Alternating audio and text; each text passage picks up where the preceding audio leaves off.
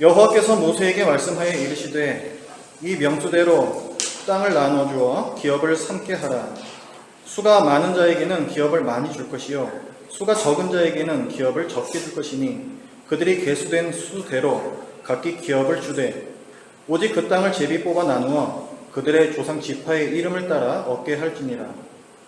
그 다소를 막론하고 그들의 기업을 제비 뽑아 나눌지니라. 레위인으로 계수된 자들의 종족들은 이러하니 게르손에게서 난 게르손 종족과 고핫에게서 난 고핫 종족과 무라리에게서 난 무라리 종족이며 레위 종족들은 이러하니 린니 종족과 헤브론 종족과 말리 종족과 무시 종족과 보라 종족이라. 고핫은 아므람을 낳았으며 아므람의 처의 이름은 요게벳이니 레위의 딸이요 애굽에서 레위에게서 난 자라. 그가 아므람에게서 아론과 모세와 그의 누이 미리암을 낳았고 아론에게서는 나답과 아비후와 엘라살과 이다말이 났더니 나답과 아비후는 다른 불을 여호와 앞에 들이다가 죽었더라. 1개월 이상으로 계수된 레위인의 모든 남자는 23,000명이었더라. 그들은 이스라엘 자손 중 계수에 들지 아니하였으니 이는 이스라엘 자손 중에서 그들에게 준 기업이 없음이었더라. 이는 모세와 제사장 엘라살이 계수한 자라. 그들이 여리고 맞은편 요단가 모압 평지에서 이스라엘 자손을 계수한 중에는 모세와 제사장 아론이 시내 광야에서 계수한 이스라엘 자손은 한 사람도 들지 못하였으니 이는 여호와께서 그들에게 대하여 말씀하시기를 그들이 반드시 광야에서 죽으리라 하셨습니다. 이러므로 여분네의 아들 갈렙과 눈의 아들 여호수아 외에는 한 사람도 남지 아니하였더라. 아멘. 저 모압 평지에서 하나님께서 이스라엘 백성에게 명령을 하세요. 인구 수를 지파별로 세어라 말씀하세요. 우리가 지금 보고 있는 게 민수기죠. 민수기. 영어로는 numbers라고. numbers. 수란 뜻이에요. 백성의 숫자를 센다는 뜻입니다. 민수기에서는 2번 세어요. 백성의 수를.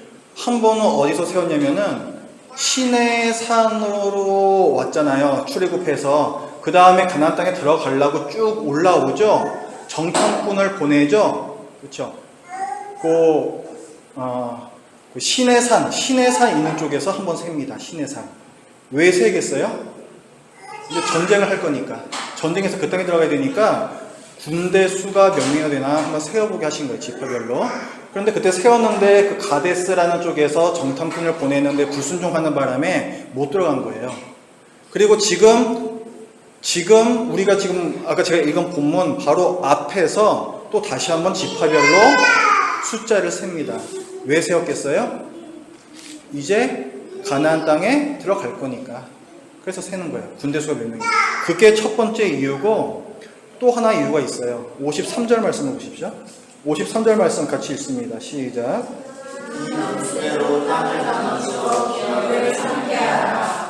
왜 인구를 세라는 거예요? 땅을 나눠주려고. 땅을 나누는 원칙이 그 밑에 나옵니다. 첫 번째, 땅의 크기는 지파별로 몇 명인지에 따라서 거기에 비례해서 책정한다라는 거예요. 지파별로 봐서 사람이 많으면 넓게 땅을 주고 사람이 적으면 땅을 작게 주는 거예요. 그게 첫 번째 원칙입니다. 그리고 또 하나의 원칙. 그럼 크기는 그렇고 그럼 어디를 차지해야 되느냐가 있죠. 지파별로. 그거는 제비를 뽑아요. 이 구약시대 당시에는 제비를 뽑는다는 것은 하나님의 뜻을 묻는다라는 뜻이 있습니다. 그래서 제비를 뽑아서 어디가 걸리면 거기로 무조건 가야 되는 거예요. 그렇게 하는 이유는 이곳이 하나님께서 주시는 땅이니 이곳이 좀 더 좋은 땅이든 좀 더 안 좋은 땅이든 불평하지 말고 그냥 감사하게 받아야 된다는 거예요. 분쟁의 소지가 없어지는 거죠. 땅은요, 이 가나안 땅은요, 원래 하나님의 재산입니다. 하나님의 재산. 그러니까 하나님께서 땅을 이스라엘 지파들에게 주실 때에는 하나님의 것을 그들에게 주시는 거예요. 이것을 성경에서는 뭐라고 얘기를 하냐면은 분깃이다 이렇게 얘기를 합니다. 좀 더 쉬운 말로 하면은 내 몫이 얼만큼이야 할 때 그 목 거기에 해당됩니다. 그러니까 이스라엘 지파별로 가져야 할 몫이 있는 거예요. 땅에 부분이 있는 겁니다. 그것을 성경에서 뭐라고 하냐면은 기업이라고 해요. 기업.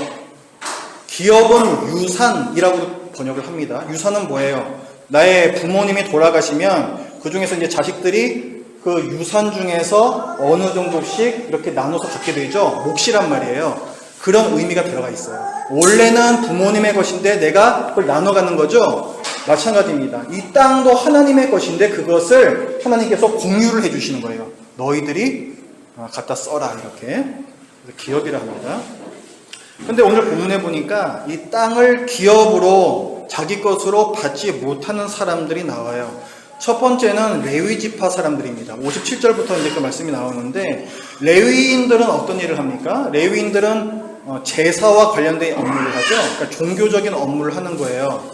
각 지파가 이제 흩어져 가지고 자기 땅에서 살게 될 거예요. 그러면은 그 각각의 구역에 레위인들이 흩어져서 삽니다. 그래서 그 안에서 종교적인 업무를 수행을 하는 거예요.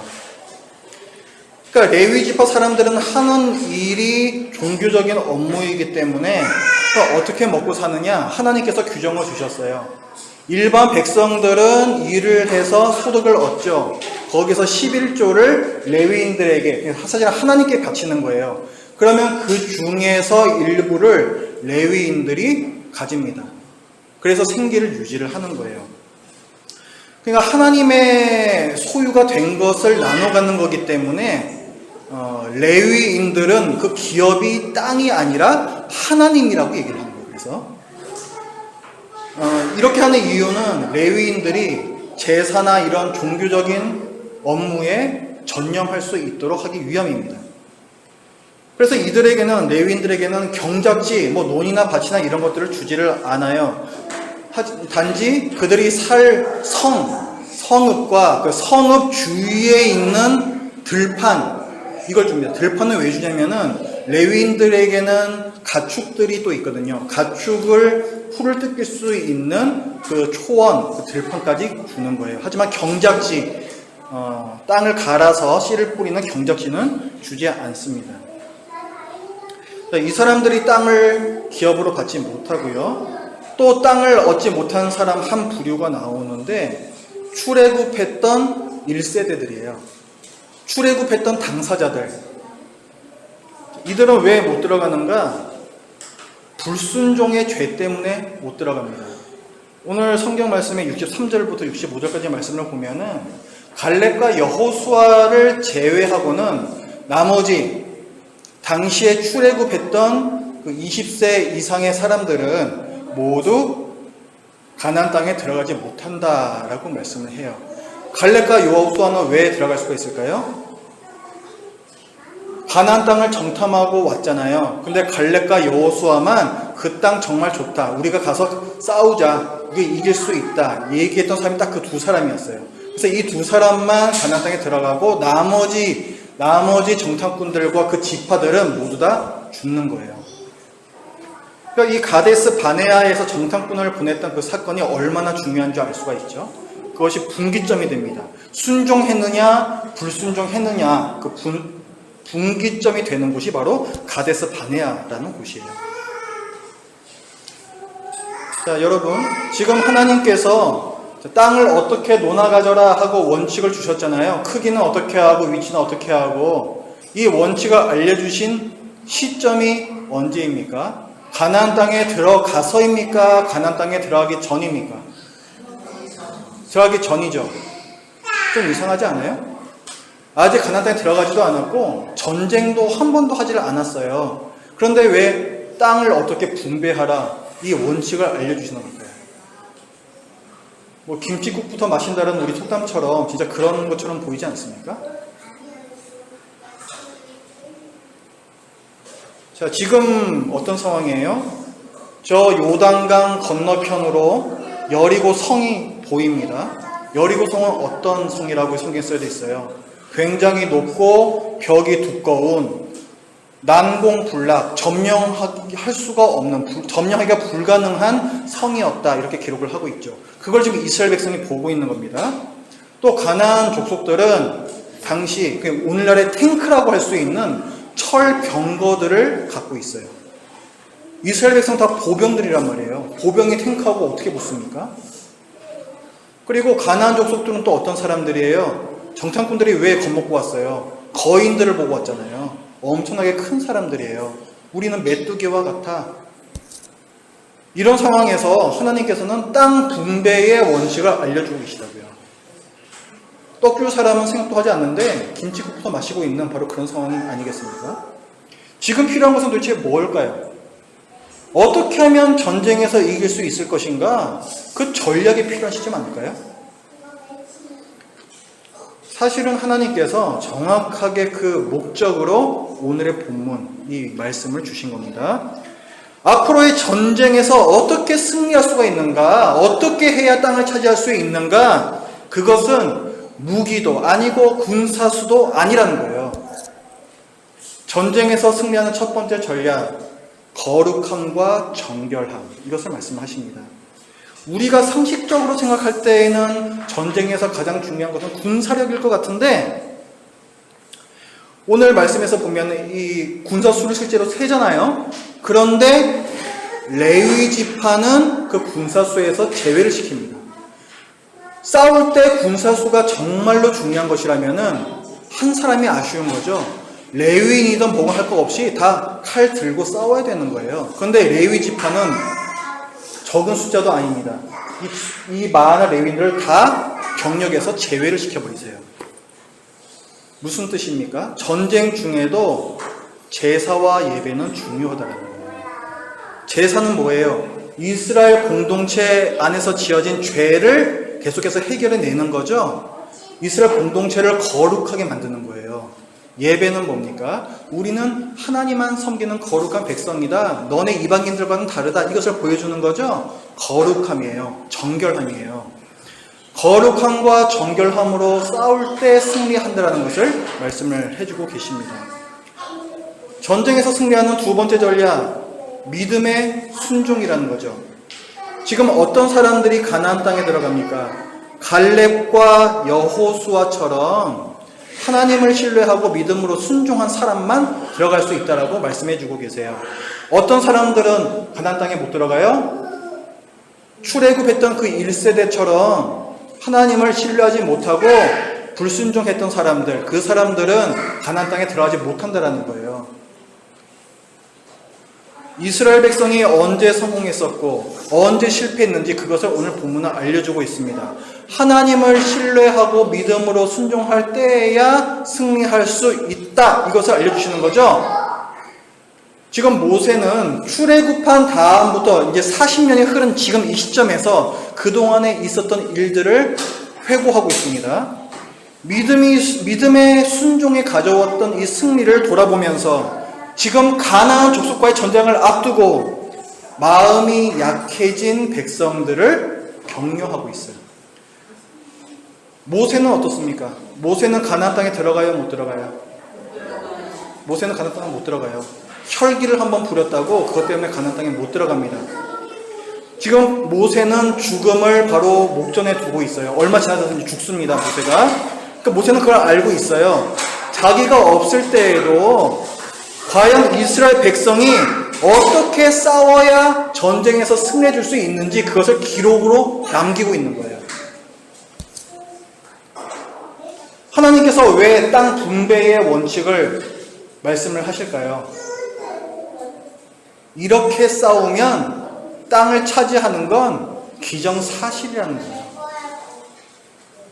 정결과 거룩함, 믿음으로 순종, 이 전략에 따라 싸우면 땅을 차지하는 건 기정사실이야. 그러니까 땅을 어떻게 논아가지는지 지금부터 알려줄게. 이렇게 나오시는 겁니다. 지금 이스라엘 백성은 가나안 땅을 바라보면서 또 가나안 족속들을 보면서 그 전쟁을 두려워하고 있어요. 하지만 하나님께서는 이 전략을 알려주시면서 이스라엘 백성을 격려하고 계십니다. 자, 그러면 우리는 오늘 본문에서 무엇을 배워야 될까요? 그리스도인은 세상 사람들과 구별된 거룩함과 죄로부터의 정결함을 잃지 않을 때 이 세상을 이길 수 있다. 또 그리스도인은 믿음의 순종을 통해서 이 세상을 이길 수 있다. 이런 걸까요? 제가 여러분들한테 질문하겠습니다. 자, 이제 가나안과 싸울 거잖아요. 가나안 족속하고. 이 전쟁을 통해서 하나님께서 얻으시는 것은 무엇입니까?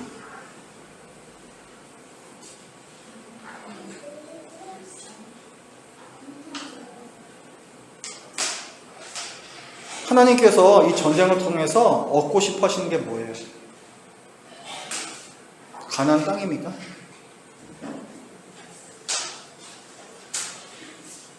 애굽에서 하나님께서 10개의 재앙을 보여주셨죠.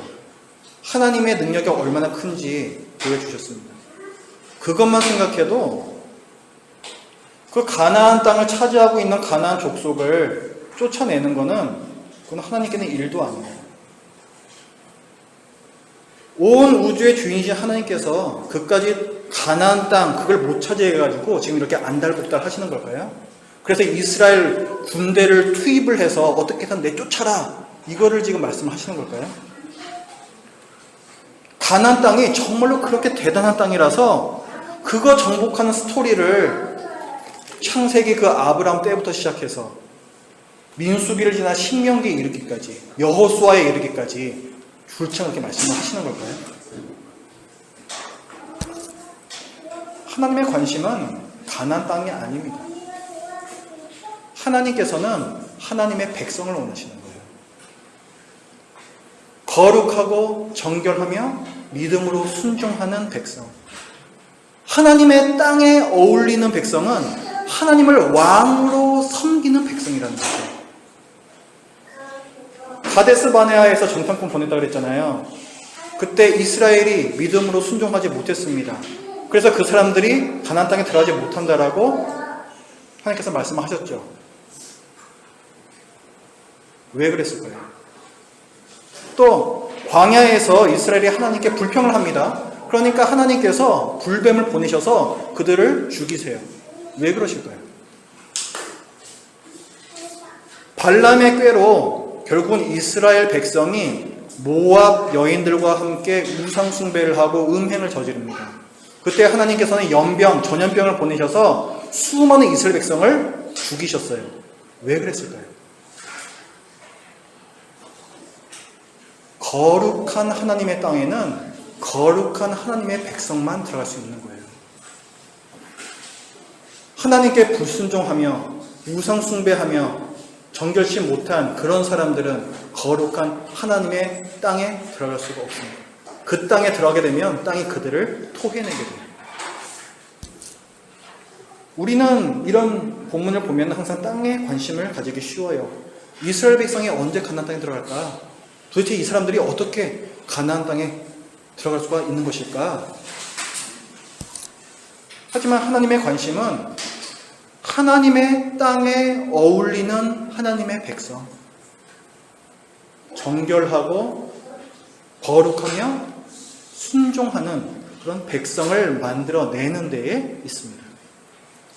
40년 동안의 광야 생활을 통해서 이스라엘 백성은 그렇게 변화가 돼요. 자, 51절 말씀을 보면은 인구조사 결과를 봤더니 20세 이상으로 전쟁에 나갈 만한 자가 60만이다 이렇게 기록을 합니다. 60만. 애굽에서 탈출해 나왔을 때에도 똑같이 60만이었어요. 근데 지금도 60만이라고 얘기를 합니다. 수적으로는 그때나 지금이나 차이가 거의 없어요. 하지만 지금은 그때와는 전혀 다른 60만입니다. 뭐가 달라요? 첫 번째, 출애굽 1세대와 출애굽 2세대라는 차이가 있죠. 지금의 60만은 출애굽했을 때의 그 부모 세대가 아니에요. 그들은 다 죽었습니다. 광야에서. 이제는 그 자식 세대들만이 살아남아 있는 거예요. 첫 번째 그게 차이가 있고요. 더 중요한 차이는 뭐냐면 출애굽했을 때의 그 60만은 가데스 바네아에서 불순종했던 60만이었죠. 하지만 오늘 모압 광야에 있는 이 60만은 요단강을 가르고 여리고성을 믿음으로 무너뜨려버리는 순종의 60만입니다. 과연 이 이스라엘 백성들은 거룩한 하나님의 땅 가나안에 어울리는 거룩한 백성이었다는 거예요. 하지만 애석하게도 이 거룩함은 오래가지 않았습니다. 모세와 그 후계자 여호수아가 죽었어요.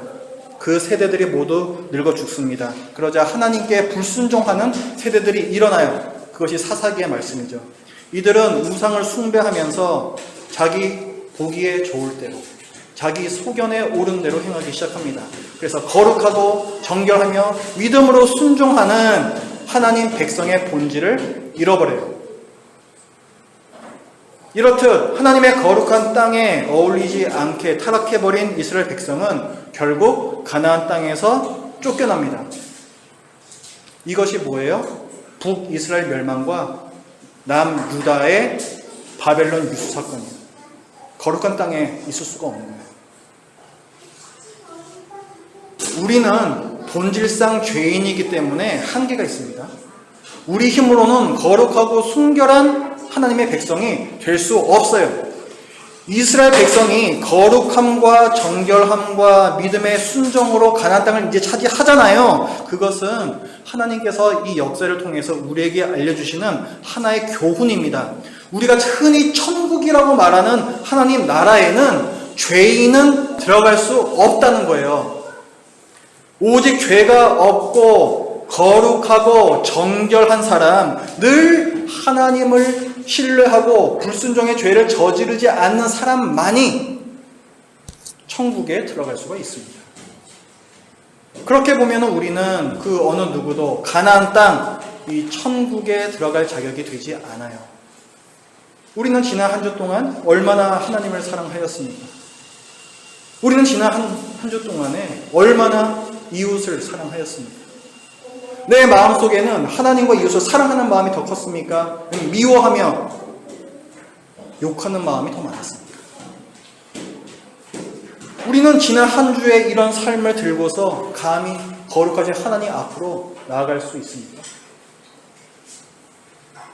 예수님께서는 천국은 침노하는 자의 것이다 라고 말씀하셨는데, 거룩하지도 정결하지도 또 하나님께 순종하지도 않는 우리에게는 천국을 침노할 수 있는 그 어떤 자격도 능력도 없습니다. 그래서 하나님께서는 우리에게 당신의 아들 예수 그리스도를 보내주셨습니다. 하나님의 아들이신 예수님은 이 세상에 사람으로 오셔서 33년 동안 사셨습니다. 예수님께서는 이 땅에 계시는 동안 우리와 다를 것 없이 죄의 유혹을 받으셨지만 단 한 차례도 범죄하지 않으셨습니다.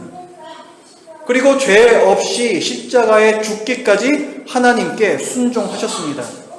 하나님 나라에 들어가기 위해 필요한 것, 거룩함, 정결함, 믿음의 순종, 이 세 가지 전략을 완벽하게 수행하신 거죠. 그런데 그거는 예수님께서 잘하신 것이고 그게 우리하고 무슨 상관이 있을까요? 예수님이 우리 그리스도인들의 대표가 되시기 때문에 매우 중요한 의미가 있습니다. 여러분, 제가 아이스크림 예화 들어드린 적 있죠? 기억하십니까? 자, 이렇게 판 나눠가지고 가위바위보를 합니다. 맨 앞에 있는 정재현 자매하고 현아하고 둘이 가위바위보를 해요. 그래서 지는 쪽에서 이기는 쪽에다가 아이스크림을 다 하나씩 내는 겁니다. 자, 정재현 자매 쪽에서 정재현 자매가 가위바위보 해서 이겼어요. 자, 그러면 이쪽에 있는 사람들은 어떻게 됩니까? 이쪽에 있는 사람들한테 아이스크림을 하나씩 얻어 먹는 거죠? 가위바위보는 누가 했어요? 정지현 자매가 했잖아요. 그런데 왜 여기 있는 뒤에 계신 다른 분들도 똑같이 아이스크림을 다 하나씩 먹습니까? 정지현 자매가 이 그룹의 대표이기 때문에 그런 거예요. 그것이 대표의 의미입니다. 예수님께서 우리 신자들의 대표이시기 때문에 예수님의 공로가 우리에게도 똑같이 적용이 되는 거예요. 이해가 되십니까? 하늘에 이해돼?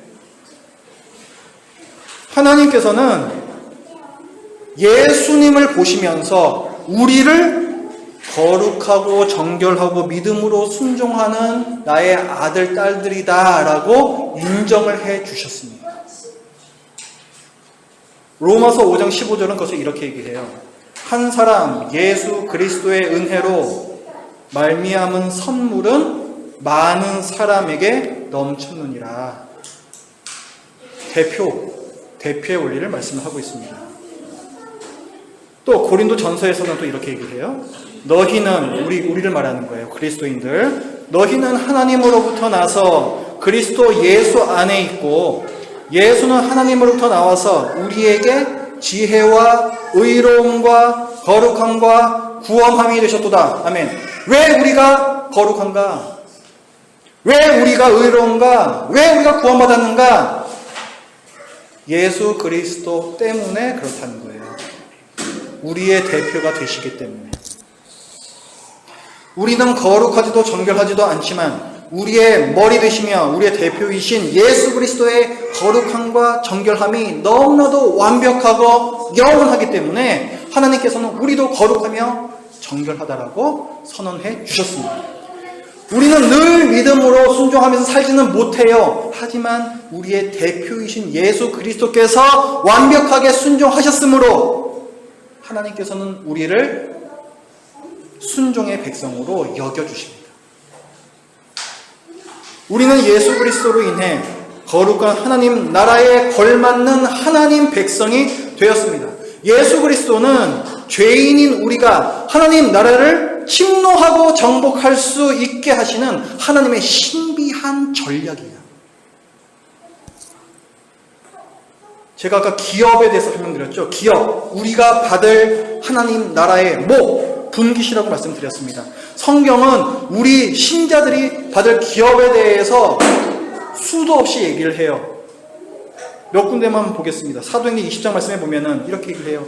지금 내가 여러분을 주와 및 그 은혜의 말씀에 부탁하노니 그 말씀이 여러분을 능히 든든히 세우사, 그다음에 뭐라 말씀하냐면은 거룩하게 하심을 입은 모든 자 가운데, 신자 모든 자 가운데 기업이 있게 하시리라. 아멘. 골로새서 1장에서도 이렇게 얘기합니다. 우리로 하여금 빛 가운데서 성도의 기업의 부분을 얻기에 합당하게 하신 아버지께 감사하게 하시기를 원합니다. 우리가 천국의 기업을 받기에 합당하다는 거예요. 그 아버지께 감사하라. 이 천국의 기업을 받을 수 있는 근거는 예수 그리스도께 있습니다. 예수님께서 말씀하셨어요. 나를 믿어 거룩하게 된 무리 가운데에서 기업을 얻게 하리라. 바울 사도는 또 얘기했습니다. 기업의 상을 주께 받을 줄 아나니 왜? 너희는 주 그리스도를 섬기느니라. 히브리서 9장에서도 이렇게 얘기합니다. 그는 예수 그리스도는 새 언약의 중보자이시니 이는 첫 언약 때에 범한 죄에서 속량하려고, 아담의 죄 때문에 우리가 다 범죄한 게 되었잖아요. 똑같은 대표의 원리 때문에 그 죄에서 속량하려고, 그 죄를 속죄하시기 위해서 죽으셔서 부르심을 입은 자로 하여금, 신자들로 하여금 영원한 기업의 약속을 얻게 하려 하심이라. 이런 말씀이 수없이 나옵니다. 천국에 들어가는 근거는 어디 있다는 거예요? 늘 흔들리고 불안한 나 자신에게 있는 것이 아니요, 영원히 흔들리지 않는 그야말로 반석, 큰 바위 같은 예수 그리스도께 있는 것입니다.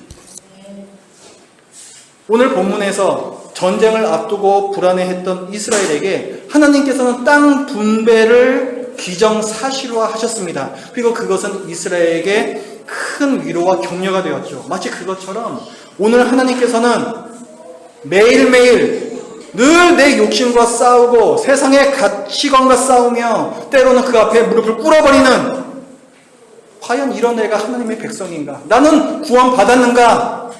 불안해하는 여러분에게 예수 그리스도로 인해서 천국이 너희 것이라고 기정사실화 해주고 계십니다.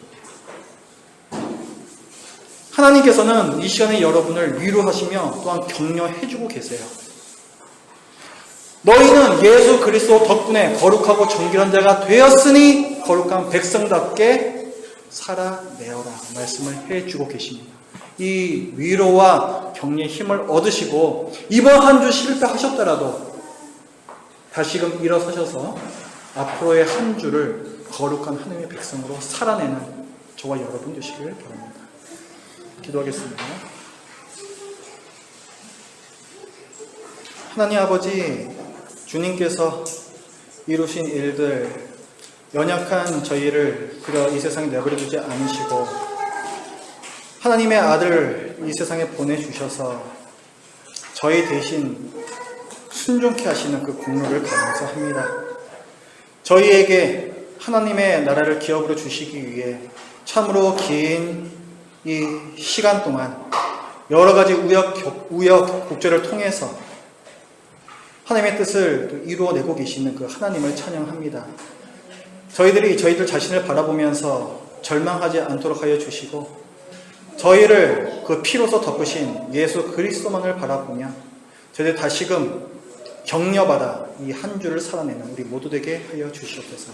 예수님의 이름으로 기도드립니다.